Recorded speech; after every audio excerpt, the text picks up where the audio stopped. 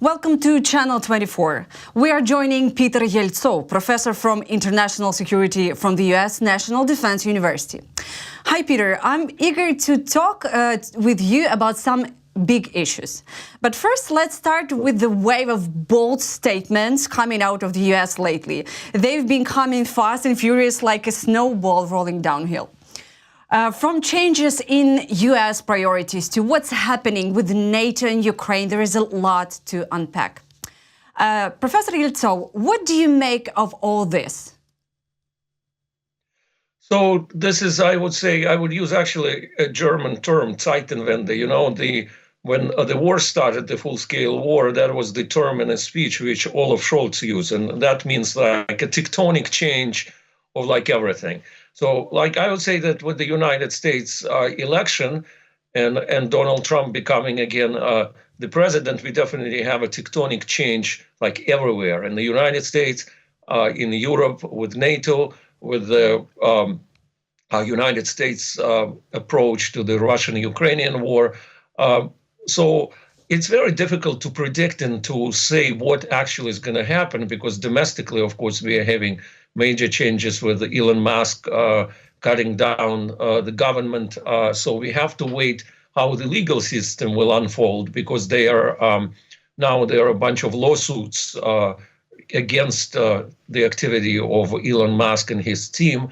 On the European front, we definitely see, as the vice president said, that there is a major change. So there is more orientation on Asia rather than Europe. And I think President Zelensky just recently warned Europeans, basically said that the United States, it's not the United States' priority any longer to provide security to Europe.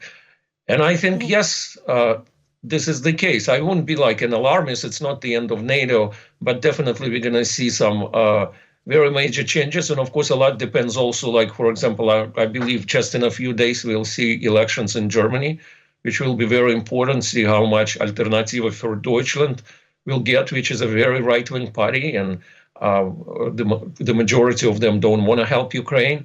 So, I mean, we have to wait and see, but it's definitely, we are witnessing a historic change, which I would compare to something like the end of the Cold War or 9/11, the beginning of full-scale invasion for Ukraine. We will see major changes all over the world. Yeah, we will talk about Europe just a bit later, but the new U.S. administration seems to have a disdain from the Constitution. Don't you think so? Any thoughts about that? Well, again, I don't want to be an alarmist, and I believe, yes, it seems like authoritarian tendencies, but the United States, but that's also we see like in many countries of the world, like, for example, in Hungary, which is traditionally a democratic country, or in Turkey with leaders like Erdogan or Orban. But I do believe, I do have a deep faith in American Constitution and a separation of powers. Again, we will see how the lawsuits will develop. So I would not be like an alarmist and say that, I mean, yes, we are witnessing, I would say, some kind of a constitutional crisis, but we will see what the outcome will be. The new U.S. administration under Donald Trump has signaled a shift in priorities, stating that the U.S. is no longer primarily focused on European security, as you already mentioned. What impact will this have on NATO and on Ukraine defense? It will have a serious impact. I think that we may actually see a kind of a split within NATO across the line, which exists already today, because there are countries which they're never going to give up on Ukraine. I think it's Poland, it's Scandinavian countries, these are the 3 Baltic states, the United Kingdom. But there are countries which have a much more pro-Russian population, which is, like, first of all, Germany, where there is a whole phenomenon of what is called the Putin-Versteher, the one who understands Putin, which emerged during the annexation of Crimea. Then France, we'll see what happens with the presidential election, I believe in 27, with the right wing, the French rally, the Le Pen's party. which has today a very young and charismatic leader, a new leader. So I think we may see some kind of what actually Putin really wanted to see, the division of Europe. We may see that, and the United States withdrawing its unconditional support. So a lot will depend, I think, on nuclear powers like France and the United Kingdom. And it may, of course, have serious consequences for Ukraine in terms of What help. do you mean by that, France and United Kingdom? Well, because they're nuclear power, and Yeah. and you have to definitely to stand against Russia. I mean, someone needs to provide that kind of security, and I think the United Kingdom is probably the best ally of Ukraine and Europe, because whether left or more of a right, I think it's very committed to help to Ukraine. France is a more worrisome case. Again, we'll see who wins in 2027, and I think Le Pen's party does have a chance to win that election. That will have very grim consequences if that happens. U.S. Defense Secretary Pete Hegseth has ruled out Yes. NATO membership for Ukraine. How does this align with NATO's long-term strategy, and what alternatives does Ukraine have for security guarantees? I would say that off the record, like after the annexation of Crimea, there was no serious consideration of Ukraine becoming a member of NATO, because the countries like Turkey and Hungary would never accept it, and it needs to be accepted by every single NATO member. If you remember, even the acceptance of Sweden was blocked for a while by Turkey because of the Swedish support to some of the allegedly Kurdish separatists. So I don't think it was ever on the agenda. It wasn't spoken, at least by the American administration, but I think it was implied. In terms of security, I think the best guarantee, the U.S. president already said that he doesn't want to see any U.S. military in Ukraine. I think the only security which actually can be significant are European troops. So from countries like France, Germany, Sweden, UK on the line of control if there is a ceasefire. Yeah, that's a very good point. So can European nations support us, in a proper way, military? Well, on the line of control, if there are troops, of course, that would be a very serious, even if Trump recalls, because he said he doesn't want to apply if there are European troops, but it's still, he won't call Article 5. So which means that the United States doesn't want to go to war, even if it happens, say, and there are European troops in Ukraine. But I do think that there is a chance. I won't speculate which countries would help. I've already mentioned that there are some countries which are definitely very pro-Ukrainian. And the best way would be to have a combination of troops and military from different European countries on the line of control, because that would, of course, create a huge security risk, even if it's not NATO, but basically Russia would go to war with these countries if their militaries are involved. And now another moment that bothers me a lot, Yeah. that the U.S. position now suggests that restoring Ukraine's pre-2014 borders is unrealistic. Does this signal a broader shift in Western policy towards Ukraine? And what risks does this pose for international law? Yes, this is the case. And again, I think off the record, there was a realization in the United States and NATO, even before the full-scale invasion in 22, that it's very unlikely that Ukraine would be able to get Crimea back, at least under Putin. It does provide definitely a very dangerous precedent. We are basically back to pre-World War II or maybe even pre-World War I situation when this kind of territorial grabs are tolerated. But at the same time, there is a more optimistic analogy, if you remember, of the Winter War with Finland. Finland lost a very substantial part of its territory, and also with their population, these are Finno-Ugric people. And they never recall that because they managed to save the country and became a pretty prosperous European country. So yes, it's a dangerous precedent, a very dangerous precedent. But I think Ukraine, I mean, the priority right now, realistically, is to save whatever is possible. You know what makes me super angry, actually, that I think that the U.S. Defense Minister, he said on the recent days that the result of peace deal between Ukraine and Russia won't satisfy neither Zelensky, neither Putin. And I'm like, why the heck we supposed to satisfy the side of the conflict that attacked? Well, unfortunately, the reality is that Russia still is a nuclear power, extremely nationalist, extremely frightening today. I actually wrote a piece some time ago where I say that Russia never in its history, I think, fought such a horrible war, such a clearly, blatantly aggressive war of aggression. So yeah, we live in the time, I would say, compare it with pre-World War II or pre-World War I. And, you know, Fiona Hill, who was a senior advisor on Eurasia, Russia, Ukraine under the first Trump administration, was an extremely educated and balanced woman. She's a student of Richard Pipes at Harvard. She recently said that we are at the beginning of World War III, which I wouldn't like to make such predictions, but she's a serious woman. She's definitely wouldn't say so if she didn't believe so. So this is a very grim situation. I agree with you. Let's make a little shift from external policy to domestic policy of the U.S. U.S. is facing increasing polarization and political instability. Could internal divisions weaken its ability to be a leader on global security issues, including supporting Ukraine? But you already mentioned it will.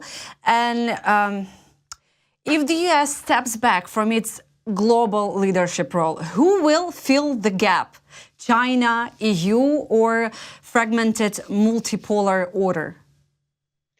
So the first part of the question, yes, absolutely. The internal divisions and problems in the United States is a big problem for the whole world. And of course, the countries which celebrate it the most are the U.S. adversaries. If you watch the Russian TV, they're absolutely joyful about that situation.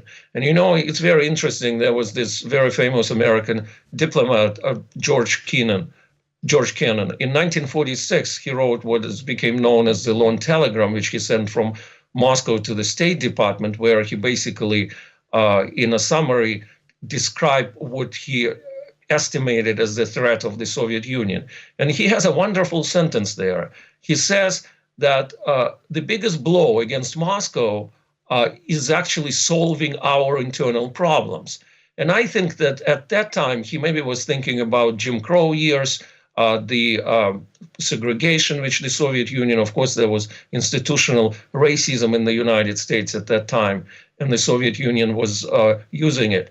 So today, in the same way, it's very upsetting to me how many Americans actually don't realize that the internal divisions are damaging not only to the United States, but actually to the United States stance in the world.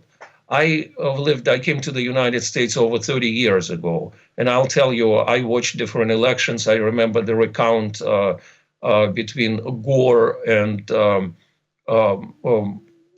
Bush, George W. Bush, when it went to the Supreme Court. We never had that kind of polarization. People today, like, literally won't talk to you or won't date or won't have friends based on those political differences. I've never witnessed anything like that. And that's definitely a very frightening situation. Now, who's going to fill the vacuum? Definitely China. They're already doing it all over the world. And they're doing it what they call soft power, while in fact it's very aggressive. And I'm convinced that it's not just about money and trade. They definitely have a political agenda. They definitely prefer dealing with authoritarian regimes. So EU, I don't see a unity within the EU. So some European countries are pretty maybe more powerful, like Germany, France, but EU as a whole, no. Russia, yes, very aggressively will try to fill out the vacuum wherever it can. But I don't think Russia has enough power like China to do that, at least on the economic level. Was there another part to your question? Yeah, sorry. Yeah. Go ahead. No. Just yeah. You may end. I forgot if there was another part to your question. No, actually, who will fill the gap? Yes. Yeah, the vacuum. Well, and okay. Russia says that it will stop fighting only if the U.S. stops military aid to Ukraine. And again, we're coming back to the military aid to Ukraine. Do you think someone in Washington still believes Moscow in that sense? I don't think they do, but again, as you said, the priorities have changed. So they probably don't see. I mean, if you think it's a pretty cynic statement, but the United States went to 2 world wars when it was directly attacked. So World War I, in the very end of World War I, because of the Zimmermann telegram and the connections between Nazis and, Germany and, not Nazis, of course, Germany and Mexico. And it was basically the last year of the war. Think about it, World War II, the United States probably would have not gone to war if it hadn't been attacked directly, Pearl Harbor. Now, imagine it was 1941. So what if Japan, actually Kissinger wrote it in one of his last books, imagine if instead of attacking Pearl Harbor, Japan would have attacked Soviet Union, say, from the east in 1941, when the Nazi troops were approaching Moscow. Probably the outcome of the war would have been very difficult, very different. So the United States, I guess, don't have a fear of Russia. And Putin is very manipulative. So he is trying to use those tendencies and political movements today in the United States, which are focusing more on domestic politics and more of a isolationist international politics.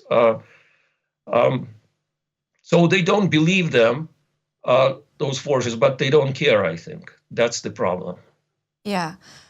Peter, I know you writing a lot of researches regarding Russian imperialism. And some Russian officials claim that Russia is returning to its natural imperial state. How sustainable is this imperial ideology in the 21st century, given Russia's economic stagnation and military failures on the battlefield? So they're definitely, yes, they are returning, and on the highest level, they announce it.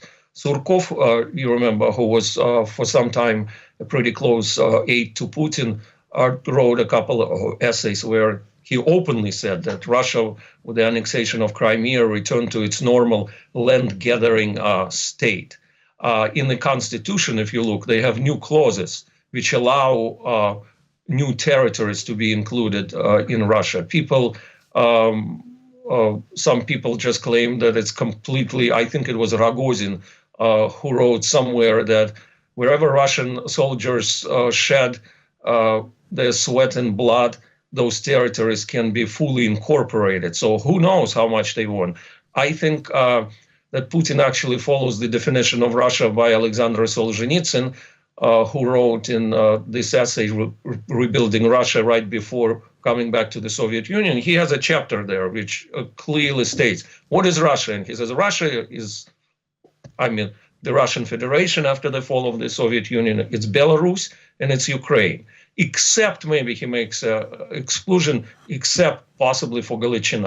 And also he says most of Kazakhstan, which he calls Southern Siberia, are unjustly given to Kazakhstan. Now, yes, Russia wants to be an empire today. They openly say that. Is ideologically sustainable? I don't think so.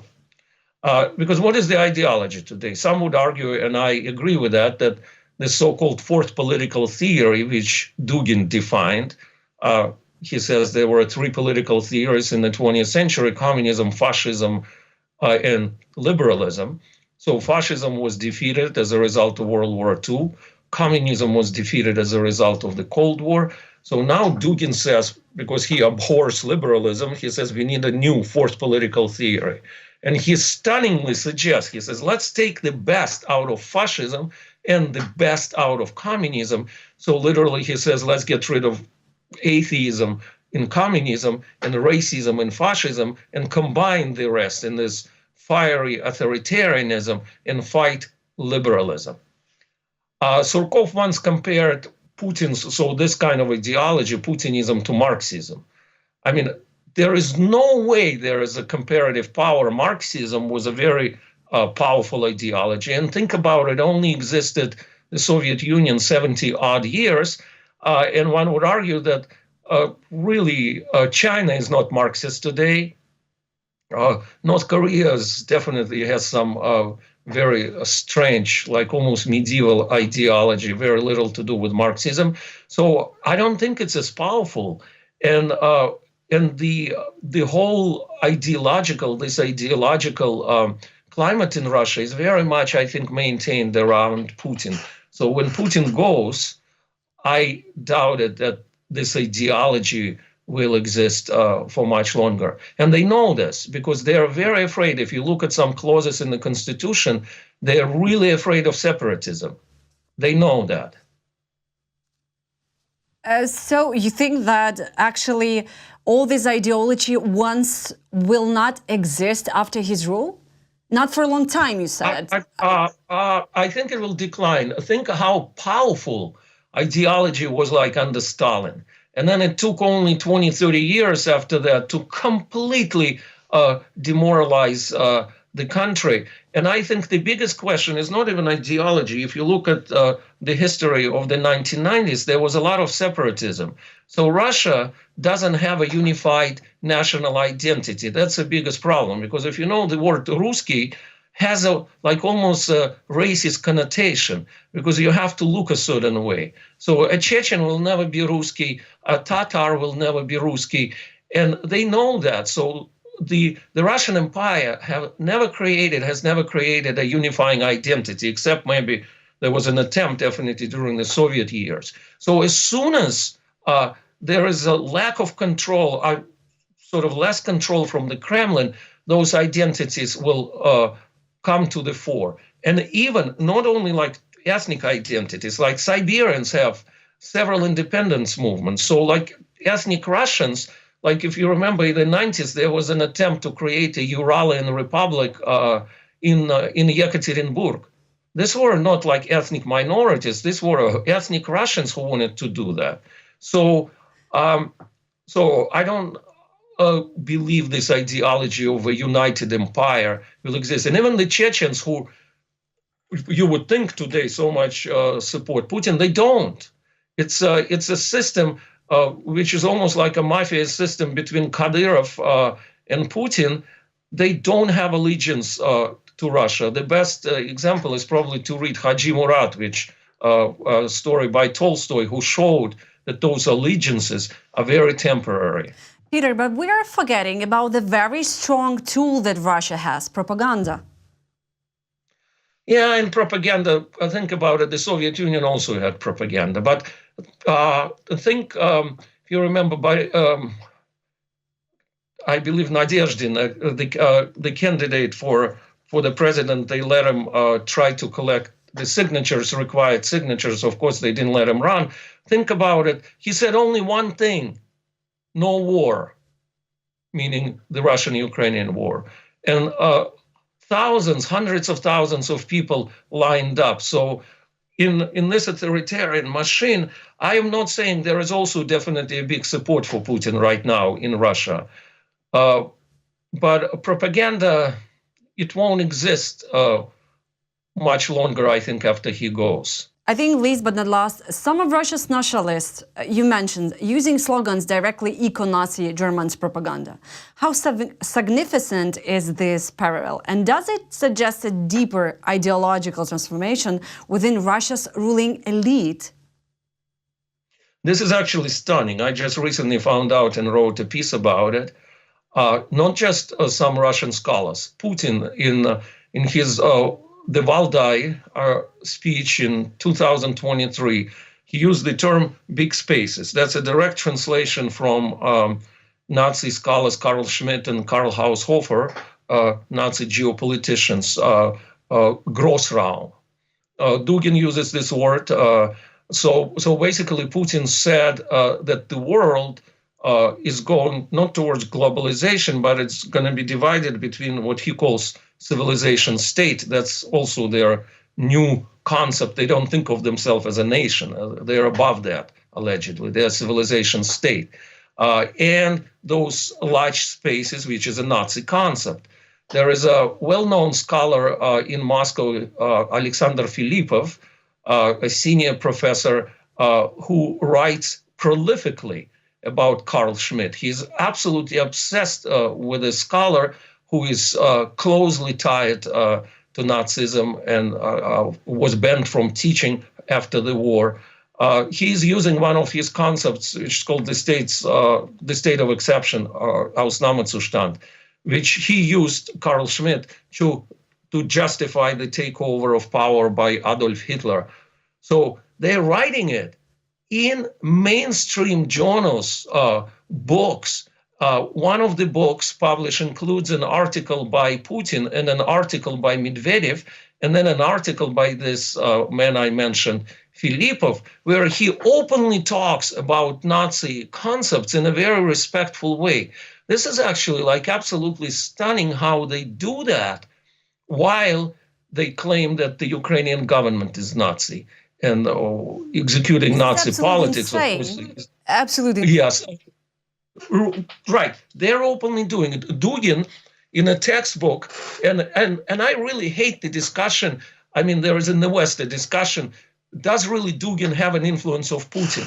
I, in fact, don't care. But in the situation when a lot of his concepts are implemented and when he's allowed to talk, when he talks on major talk shows, so he's allowed to do that. And Dugin, in a textbook on geopolitics, which has been approved by the Russian Ministry of Education as a textbook for military academies, institutions, government institutions, he openly says, listen to this language. He says, Hitler made a mistake by invading the Soviet Union in June of 1941. He should have stayed aligned with Stalin to destroy what he calls the civilization of the sea, of the ocean, transatlantic. So basically, the Russian officers read like basically implicitly that the Soviet Union should have stayed allied with Nazi Germany, that Hitler shouldn't have done that. So this is stunning, mind-blowing. Yeah. Thank you so much, Peter, for our deep, honest, and diverse conversation. Peter Yeltsov, professor from international security from the U.S. National Defense University, was with us. Thank you for being with us. Thank you, Natalia. Great to see you. I hope to see you one day in person. You will. Definitely. Come to Kyiv. Okay. Okay. Have a great evening.